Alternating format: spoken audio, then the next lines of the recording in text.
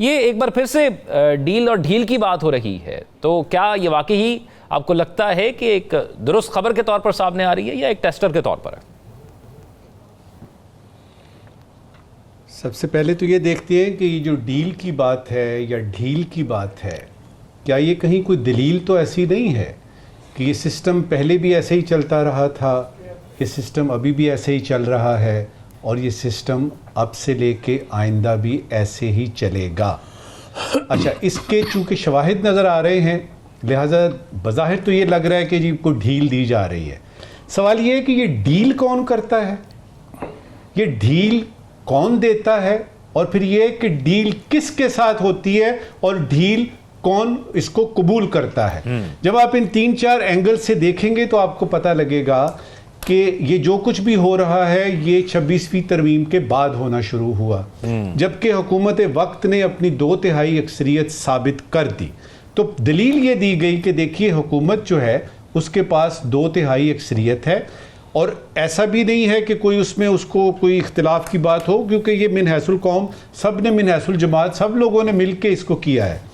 तो दलील तो सामने आ गई कि हुकूमत चल रही है। फिर हमने कल ही देखा कि बहुत सारे मैक्रो इकोनॉमिक इंडिकेटर्स जो हैं वो ऐसे लग रहा है, देखें ना, डॉलर अपनी जगह पे खड़ा है, इंडेक्स कहीं पे जा रहा है, उसके बाद आपका जो स्टेट बैंक है वो ट्रिलियंस की बात कर रहा है कि जी वो 22% जो किया था इंटरेस्ट रेट, उससे ये फ़ायदे हुए।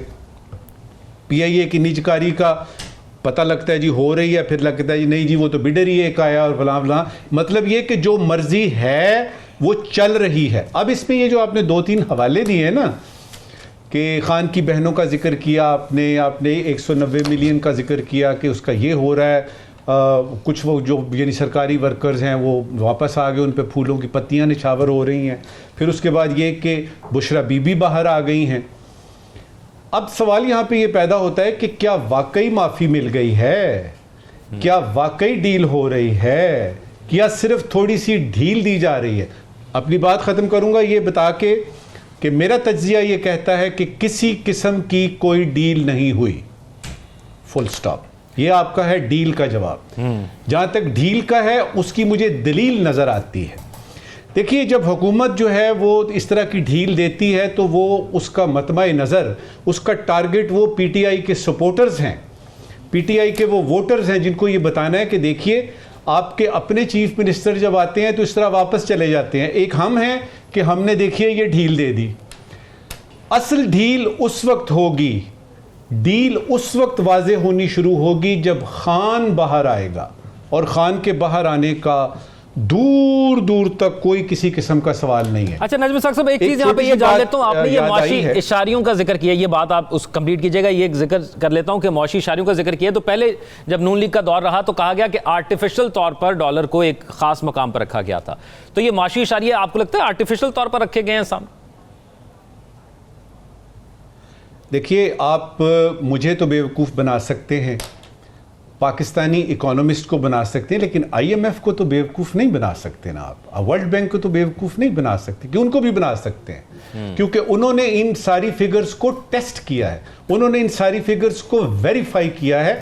ये ज़रूर है कि आप अपने आप को 10 में से 8 नंबर दे रहे हैं और असल में आपके 7.25 नंबर हैं, लेकिन ये बात मानने की है कि ये इशारिये बेहतर हुए हैं। ये अलग बात है ज़ौक़ कि इन तमाम इशारियों का आसमान तक पहुंच जाना भी मेरे लिए बेवक़्त है। इसके कोई मानी नहीं है जब तक कि मेरे अवाम की महंगाई कम नहीं होती, बिजली के बिल कम नहीं होते, पेट्रोल जो है वो आधे से ज़्यादा नहीं हो जाता, बाज़ार में जो सब्जियां फल मिल रहे हैं इसका उनसे कोई ताल्लुक़ नहीं है। और अगर किसी का ये ख्याल है कि मैक्रो इकोनॉमिक्स जो है उसके असरात माइक्रो इकोनॉमिक्स पे पड़ते हैं और अवाम की ज़िंदगी में खुशहाली आएगी, इसका कोई, लेकिन बात शुरू भी यहीं से होती है। आखिरी वो जो मैं बात कर रहा था कि होता यह है कि हज़रत अली करमुल्लाह ने वजह ने फरमाया, जब काबू पा लो तो माफ़ कर दो, जब काबू पा लो तो माफ़ कर दो। मुझे लगता है कि काबू पाने के बाद ये हल्की फुल्की सी माफ़ी का हिसाब किताब है, ना कोई डील हुई है, और ये जो डील है ये उस माफ़ी का एक हिस्सा है। खान बाहर आएगा, आपको सब समझ आ जाएगी कि डील हुई है कि ढील दी जाए। जी नजम साहब। ओके, एक फिक्रा दो फिक्रे। जी जी। देखिए, अगर तो आप लोगों का या किसी का ये ख्याल है कि कल को कोई डील हो जाती है और खान साहब बाहर आते हैं तो वो सीधे प्राइम मिनिस्टर हाउस में जाएंगे और वहाँ पे बिराजमान हो जाएंगे प्राइम मिनिस्टर की कुर्सी पे, तो ऐसा ना कोई आईनी हिसाब किताब है ना कोई कानूनी हिसाब किताब है।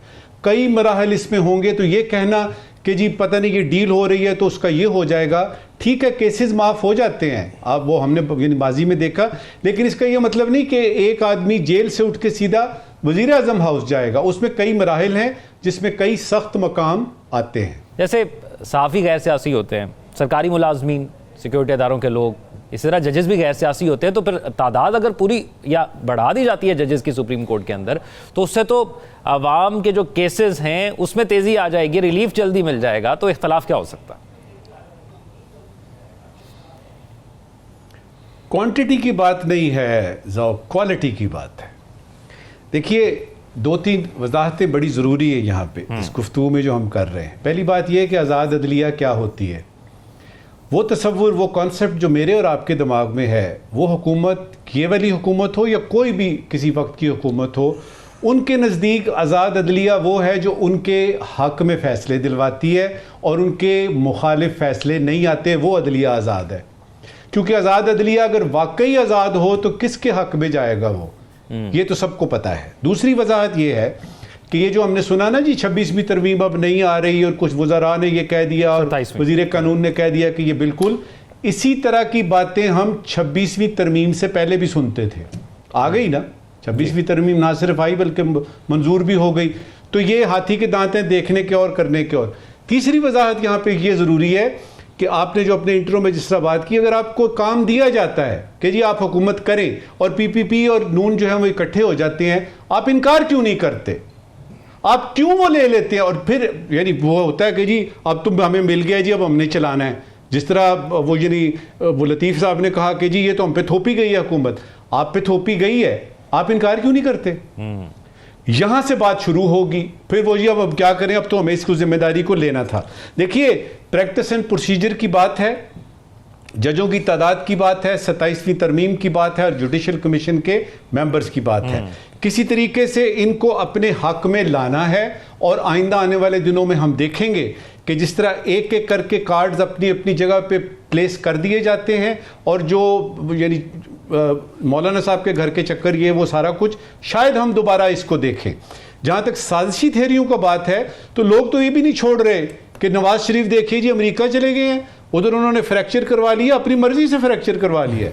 लोग जो हैं उनकी आप कैसे ज़बान रोक सकते हैं? लेकिन फैक्ट ये है ज़ौक कि जो इस वक्त हो रहा है सिर्फ उसको देखिए जो कि आपके सामने लिखा हुआ आ रहा है और अदालत से आ रहा है या पार्लियामेंट से आ रहा है, बाकी ये सारी कहानी है।